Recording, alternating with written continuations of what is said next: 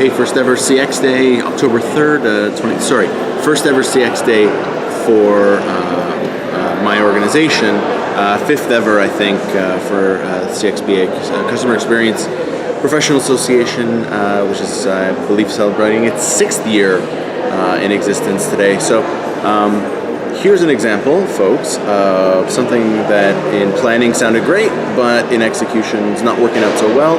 So I am right now an hour and a half into being alone at a booth.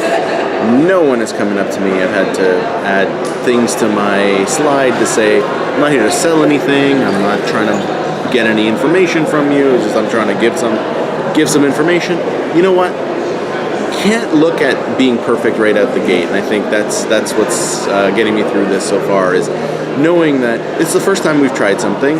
It doesn't seem to be working. Doesn't mean it's not going to work later. Doesn't seem to be working right now, and so learn. And next year will be different, and we'll try something else and see what sticks. But you can't be afraid to try and experiment and see what happens. It would have been really easy to say, well, we've never done this before, and if it's not going to be big and lavish, and then we shouldn't do it. I think that the only way to improve is to start, and so we've tried it. The results so far haven't been great. Such is life. We'll see how things go. Hopefully, as people come down for coffee, I'm situated right by the escalator here, right by the escalator. So hopefully we'll start to get some traffic as the day goes on, but you know what? If not, that's cool. I have to do something now that I haven't done in a really long time, and I'm going to show you because I hate myself for doing it, but I know that sometimes time can get away from you, so you've got to protect some semblance of time. So there we go. Let's just get in there. I even point out the fact that I can't believe that I need to block that off, but as you get busier, you have to be more protective of your time and knowing who you are. And yeah, I don't need an hour for lunch, and I probably won't take an hour for lunch, but just knowing that I need some time to go, just get out of the office and have a little mental switch off is important. Because I noticed that people find 5 minutes in your calendar and they block that off, like not knowing that maybe you wanted to go get a coffee, or you wanted to go to the bathroom or do something. I don't know, do you. So I can't believe I have to do this. I haven't done that in years, but next week is shaping up to be big. We've got a holiday on the Monday. I'm out of the office in Iowa Thursday, Friday, so really I'm only in the office for a few days next week. So really packing everything in to those 2 days. Gotta protect some semblance of time to keep sanity. More late day recording in the car. Had a really interesting meeting at the end of the day, just sort of social check-in, coffee kind of meeting.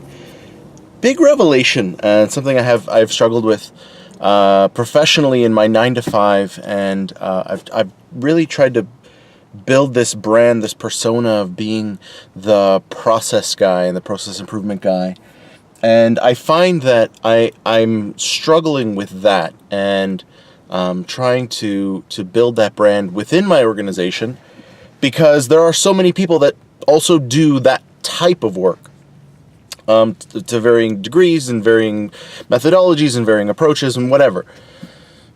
In the end, I think professionally in my 9-to-5, I am better suited positioning myself as the Lean Six Sigma guy. I think that staying focused, staying in the lane of Lean Six Sigma makes a lot more sense professionally.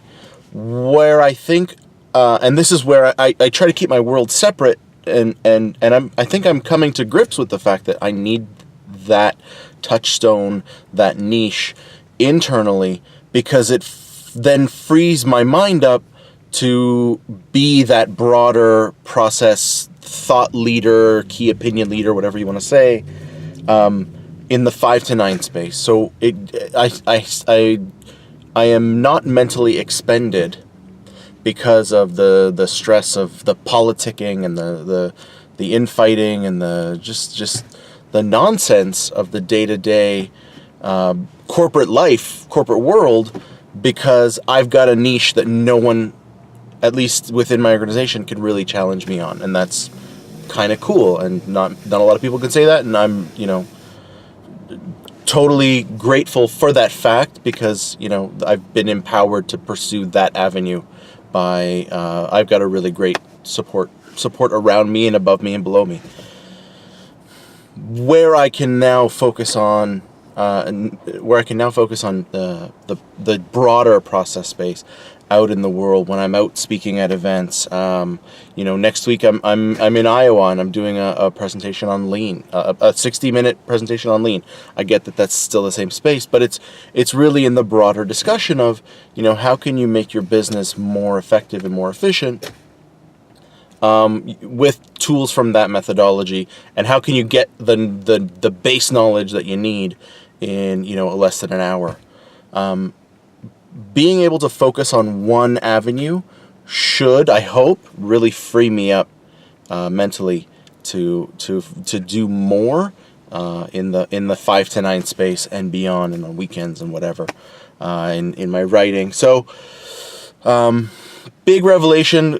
Didn't actually. This was my call. Typically, I do record these conversations. Didn't want to record it because it was the intent was myself and my boss went for a coffee, and I put in the stipulation I did not want to talk about work.